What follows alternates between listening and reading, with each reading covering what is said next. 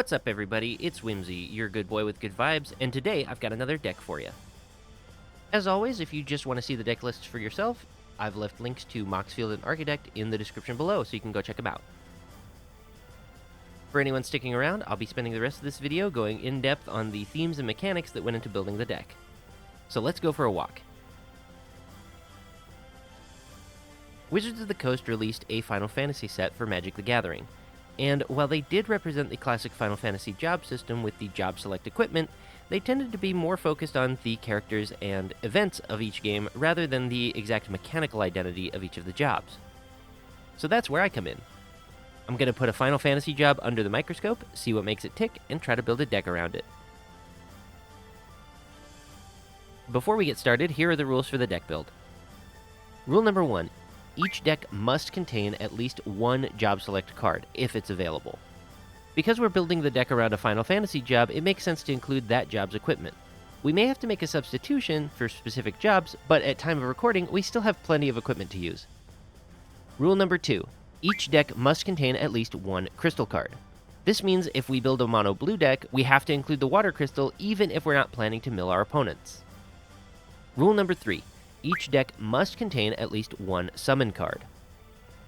We'll be trying to pick the best summon for each deck based on its mechanics rather than just putting Bahamut in everything.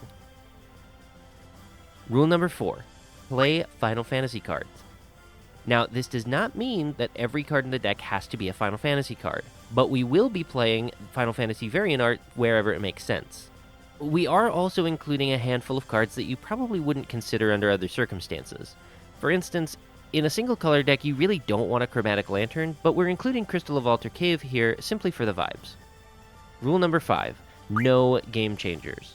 These aren't budget decks, and we're not restricting ourselves to a specific bracket. However, when you have best-in-class cards like Teferi's Protection, it's really hard to say no to including them in every deck you can. So we're just gonna cut ourselves off from these cards altogether and see if we can come up with some more creative solutions to our problems. Alright, now that we've set the table, it's time to feast with the Reaper.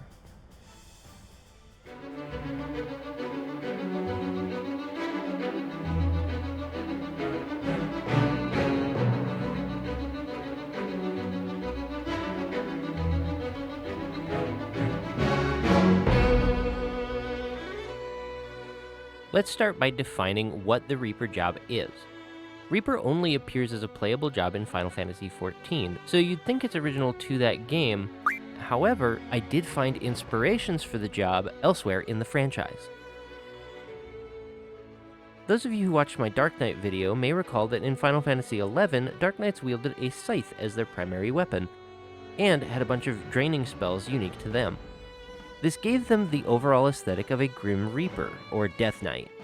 And while Dark Knight became a tank in Final Fantasy XIV, I believe that Reaper may be a representation of what a DPS Dark Knight might have looked like. Going even further back, Final Fantasy V has a job called Necromancer. Now, the Necromancer is a spellcasting job, and while it doesn't exactly fit the identity of a classic fantasy Necromancer, they can summon a variety of undead and demons to perform attacks for them.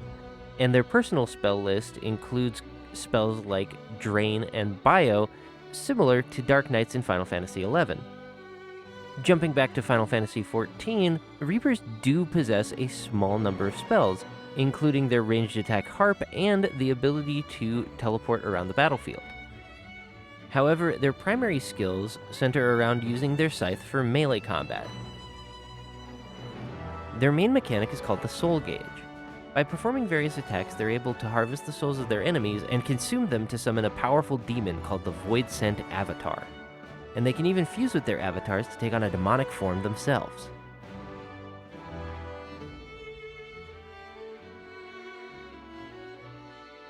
Now, to understand the Reaper thematically, we're going to have to dive into some of the lore of Final Fantasy XIV. So for the first time ever, I'm going to put up a spoiler warning. I'll include time codes on this one so you can skip directly to the deck, but I will be trying to keep the spoilers relatively light. You still with me? Alright, it's study time. So the history of the Reapers begins with these guys. These are the Garleans, the evil empire in the game. Now, way back before the modern history of Eorzea, the Garleans were genetically modified, so they are actually incapable of using magic like the rest of the world. This resulted in them being forced from their homelands and into the frozen north of Ilsabard. In order to overcome their inability to use magic and survive in the frozen wastelands, some Garleans turned to forming pacts with demons called Voidsent. Unlike the Garleans, the Voidsent were perfectly capable of using magic, and all they asked in return were a few souls. And so it was that the Reapers took up their old farming equipment, now set to harvest the souls of their enemies to feed their ever-hungering Voidsent allies. Thanks to the Reapers, the Garleans were able to establish the country of Garlemald, and eventually develop Magitech, a sort of steampunk technology that allowed them to mimic the effects of most magic. Thanks to the advent of Magitech, Garlemald no longer needed to rely on extremely dangerous and capricious demons in order to survive, rendering the Reapers obsolete, and more of a cultural artifact than anything with practical applications. Though some maintained the practice, the Reapers' numbers would dwindle away until the Emperor banned the practice outright, causing the few remaining Reapers to flee the country. This explains why we never saw the Reapers among the ranks of the Garlean Empire during their war on Eorzea. Now, for the Voidsent themselves. As the name implies, they come from the Void, a parallel dimension drenched in dark energy where nothing ever truly dies. The souls of the fallen are broken down into their base ether and recycled over and over again, either reforming into a monstrous demon or being consumed by a more powerful monster. Though it's unclear exactly how, some Voidsent were able to travel across dimensions into Eorzea, searching for new souls and new sources of magical ether to feed upon. One such place where the Voidsent crossed over was the ancient city-state of Mach, where they studied void magic and were able to develop the art of necromancy. By capturing some of the souls of the Void and forcing them into the bodies of the dead, the necromancers were able to create a zombie army. Connections between the Void and the art of necromancy become clear at various points in the game, the earliest of which being Palace of the Dead, the game's first deep dungeon. Venture deep enough into these ruins and you'll encounter Edda Blackblossom, a void-corrupted spirit, and someone we've actually met before. See, early on in your adventuring career, you may come across another adventuring party of NPCs. While Phoenix Downs and healing magic can revive most people without resorting to necromancy, nearly the entirety of this adventuring party ends up dead. Starting with the party's tank, Avir. Since she was the party's healer, Edda was blamed for Avir's death, and unable to handle the grief, the party eventually disbands. Edda somehow discovers an ancient ritual that should allow her to resurrect Avir, and a Voidsent takes possession of his severed head. We can't let Edda complete this ritual, since it would cost several innocent souls, including yours. Sadly, Edda doesn't survive this encounter. Her soul becomes corrupted by the Void and wanders the Palace of the Dead, attempting to complete her ritual with the souls of any unfortunate enough to cross her path. Woo! Woof. So, the Void, Necromancy, and Reapers all go hand in hand. And though Reapers are not able to revive their allies as far as we know, many of their spells and abilities require them to feed souls to their Voidsent avatars. So let's look at some cards. The only card we have representing Reaper is the Reaper's Scythe. For 2 and a black, you get a Job Select equipment. A Job Select creates a 1/1 hero token when it enters the battlefield and equips directly to that token. At the beginning of your end step, put a soul counter on this equipment for each player who lost life this turn. Equipped creature gets +1/+1 for each soul counter on this equipment and is an assassin in addition to its other types. This design is extremely okay. Just like in Final Fantasy XIV, the Reaper attacks its opponent in order to build soul gauge. So while this representation is decent, it doesn't really capture the flavor of harvesting the souls of the fallen in order to feed your demon. There is another Reaper Scythe in the game called the Magitech Scythe. A test of your reflexes! This scythe is used by Xenosier Galvus, one of the primary antagonists in the game. However, the Xenosia Galvus card that we got in the set is not a Reaper. So I'm not going to count him as a Reaper card for the purpose of deck building, since this Xenos has not become a Reaper yet. So let's go back to the mechanical identity of Reaper. We want to apply a mark called Death's Design, which grants us soul gauge whenever the marked target dies. We want to harvest the souls of our enemies and then use those souls to summon a powerful demon. And I can't think of a better way to translate this into Magic than Black Market. Not Black Market Connections, the OG Black Market. Whenever a creature dies, you put a charge counter on it, and then at the beginning of your main phase, you get black mana for each charge counter on Black Market, literally converting our fallen enemies into mana that we can feed into our demons. You can produce a similar effect by combining Crystalline Crawler with cards like Blade of the Bloodchief or Tarian's Soul Cleaver. We can also convert these counters into mana using Feign the Broker. He even has the ability to summon a little shadow monster called an Inkling, so he's definitely in the running for our commander. However, we want to be harvesting the souls of our enemies, not the souls of our own creatures. So his first ability to build counters up isn't exactly what we're looking for. Another option to convert our fallen enemies into mana is Revel in Riches, but I'm not looking to defeat our enemies through the power of capitalism here, so we'll probably leave this card out. So we found some ways to convert our opponent's creatures into mana. Now we need to figure out what demons we're spending that mana on. While there are tons of powerful demons that can help us close a game out, I want to focus on demons with a high amount of synergy to stick with our theme. Obnixilis Unshackled gains +1 counters when a creature dies, and he has an effect that can force our opponents to sacrifice creatures. While certainly another contender for our command zone, he's a demon, which would make him the Void Scent and not the Reaper. My favorite demon for this deck is Demon of Dark Schemes. When Demon of Dark Schemes enters, all other creatures get -2/-2 until end of turn.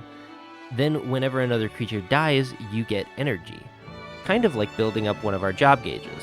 You can pay 2 and a black and then 4 energy to put target creature card from a graveyard onto the battlefield under your control tapped. So he's a demon that grants us resources as we kill our opponent's creatures, and can spend those resources to reanimate corpses just like they did in the City of Mach. Another excellent demon for this deck is Harvester of Souls, which allows you to draw a card whenever a non-token creature dies. I think we have a pretty solid idea of what we want this deck to do now, so we just need to find a commander that fits the bill. So we want a creature with death triggers and +1 synergies, and I think I found just the guy. Vincent Valentine from the Final Fantasy set is a 4-mana 2/2 legendary creature assassin. Notably not a human, just an assassin. Whenever a creature an opponent controls dies, put a number of +1 counters on Vincent Valentine equal to that creature's power. Whenever Vincent Valentine attacks, you may transform it. Once transformed, Vincent becomes the Galian Beast, a legendary creature werewolf beast with trample and lifelink. When he dies, you return it to the battlefield front face up, so he comes back as Vincent. So, a few things. He looks like a behemoth, so I'm not really sure where they're getting werewolf from, and also werewolf isn't exactly the same as having an enshroud form like the Reaper does, but it is a transforming creature that can get a ton of +1 counters whenever a creature dies, and he matches the creature type on our Reaper's Scythe. So I think he fits just enough of the flavor to go in our command zone. While the Galian Beast may not be the perfect representation of our demonic form, there is a card called Demonic Embrace. It's 3 mana for an aura that gives the enchanted creature +3/+1, flying, and it becomes a demon in addition to its other types. You can also cast it from your graveyard, so we don't have to worry as much about getting 2 for 1, and have access to our Enshroud basically whenever we want it. Since we're clearly in mono black now, we're picking up the Darkness Crystal. For our summon, I think we'll use Summon Anima. It gives us some card draw, and its final effect, Oblivion, forces our opponents to sacrifice creatures, triggering all the death effects we want. In addition to Summon Anima, we'll be playing cards like Gaius Van Baelsar, Accursed Marauder, and Sheoldred's Edict to make sure our opponent's creatures are dying when we need them to. But what if they don't have any creatures? Well, that's where Slaughter Specialist comes in. When Slaughter Specialist enters the battlefield, each opponent creates a 1/1 white human creature token. Whenever a creature an opponent controls dies, put a +1 counter on Slaughter Specialist. In addition to Slaughter Specialist, we'll be including Forbidden Orchard and Tribute to Hirobi to make sure we have a few ways to put a creature on the board under an opponent's control. I briefly considered a Crow and Horse for this deck for the same reason, but we're playing so many Edict effects that they're just able to sacrifice the horse instead. So you get nothing! With all these death triggers, it makes sense to add cards like Drivnod Carnage Dominus and the Masamune. And we'll be adding the Ozolith, which not only allows us to maintain some of our counters, but it's also a massive crystal, so bonus points. Now, for the icing on the cake, we're going to play Necrotic Ooze and Agatha's Soul Cauldron. We're including cards like Royal Assassin and Bounty Hunter, and we've got enough +1 synergies that a card like Walking Ballista makes a lot of sense. Having backups to all our activated abilities is just going to make a lot of sense for us, and Soul Cauldron will allow us to apply all of our effects to Vincent himself. Necrotic Ooze is a little bit tricky in this deck, since it gains abilities based on the creatures that are in the graveyard. And if we get the Darkness Crystal out, then we'll be exiling creatures instead. In fact, Soul Cauldron and the Darkness Crystal do play a little bit against some of our graveyard synergies, so figuring out when to play each of these cards to get the maximum amount of value is probably going to be an important piece to playing this deck.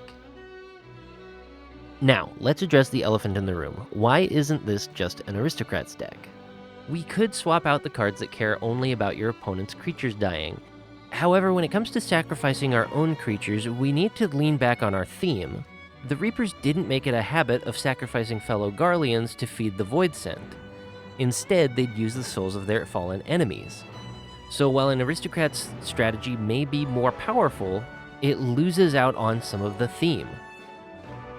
Likewise, it's tempting to run Vincent with a pile of removal or non-stop edict effects. However, I wanted to balance the deck between assassins and demons with a high amount of synergy, since that's the Reaper's whole shtick. That all being said, there are some upgrades that look pretty attractive to me. Obviously, in a mono-black deck, you could add Cabal Coffers and be pretty happy, but the card I've got my eye on the most for this deck is probably Super Shredder from the upcoming TMNT set. For 1 and a black, you get a 1/1 menace creature that gets a +1 counter on it whenever another permanent leaves the battlefield. Your opponent could be using treasures or fetch lands, and Super Shredder will just get big. He doesn't do a whole lot else, but the fact that he's an aggressive creature that can get counters extremely easily is making me consider him for the command zone. Another card I'm considering is Fire Nation Sentinels from the Avatar set. Whenever a non-token creature an opponent controls dies, you put a +1 counter on each creature you control. Now, if you have enough creatures on the board, you can combine this with Retribution of the Ancients, remove enough +1 counters to kill one of your opponent's creatures, and get all of those +1 counters back to repeat over and over again. The last upgrade I want to talk about is the Soul Stone. It's an indestructible mana rock that can reanimate creatures, and it has enough flavor that I'm like really looking at it. But I'm just not sure how it plays, or if we're gonna have enough creatures that we don't mind losing forever, especially when we'd rather be exiling stuff with Agatha's Soul Cauldron. Plus, while an indestructible mana rock may seem attractive, we don't really have artifact synergies, so we don't need it to stick around, and Jet Medallion's cost reduction is going to allow us to cast more spells more easily than the single black mana we get per turn off the Soul Stone. But you can let me know what you think about the Soul Stone in the comments. Have you played with it before? Is it worth running? Alright, so that's the Reaper deck.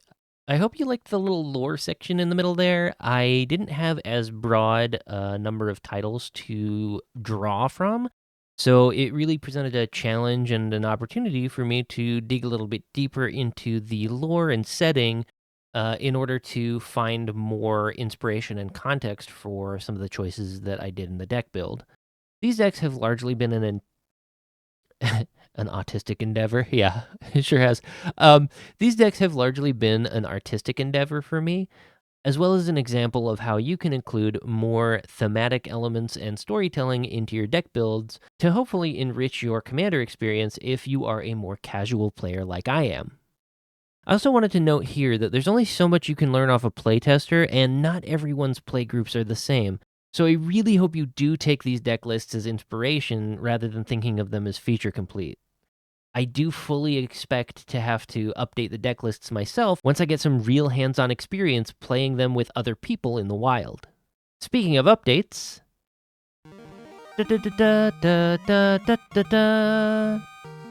So both the Avatar and Enshroud parts were so important to the Reaper's identity that I couldn't decide which of these tokens that I liked better, so I just did both of them. You may also notice that these are a little bit different from last time. I wasn't really happy with how the previous token's job crystals looked next to this one. I thought the Reaper turned out really, really well. I also realized that while the frames that I built for these really look a lot like the Final Fantasy menu screens, so like Mission Accomplished, it also kind of makes them look like the tokens are supposed to be blue creatures. Whoops. So I added a little color indicator like you find on some other cards to indicate that it is actually, in fact, a colorless creature and not a blue creature token. I've gone back and updated all of the old tokens and the frame with these updates, and you can find them all on my Patreon, link in the description below. They should be available for anyone to use for free, and I'll continue to let you know about any updates to the deck lists or tokens as they happen. I know I probably won't make it in time for Christmas, but I would like to get one more deck list done before the end of the year. We'll see how that goes. In the meantime, you can catch me on Twitch and my other YouTube channel, streaming some games a couple nights a week. It'd be really cool if you stop by and say hi. But until next time, be good, take care of yourself, and bye.